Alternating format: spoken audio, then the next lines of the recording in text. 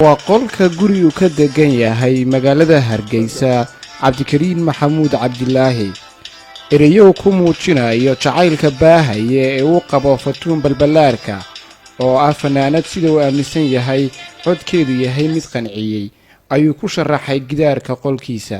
runtii waxaan jecelahay Fatuun Balbalaarka oo fanaanad qaali oo jecelahay waqtiga badan iyadan siya sanayseeda u dhageysan lahaa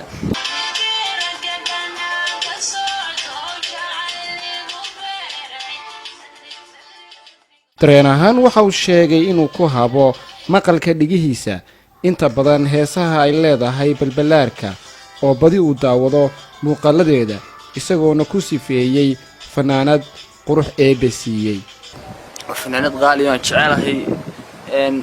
runtii heesaheedu dareen weyn bay geliyaan waan iyadana waxaan jecelahay inuu ay gaadho maxaa warbixinteeda ay gaadho waxaan doonayaa inaan guursado runtii fanaanad qurux badan qiimo leh self confidence leh runtii fanaanad aan aad u taageero aan jecelahay waana fanaanad dhaaftay fanaaniinta inta kale waxa ku taala wadnahayga bidix baan leeyahay markaa waxaan ku taala wadnahayga bidix Fatuun Balbalaarka runtii waxa weeye dareen weyn bay heesaheedu geliyaan waa heeso qisar dhaba xambaarsan fanaanad aan oran karno waa egas magool bay bedeshay oo cod macaan sawt ilaahay siiyay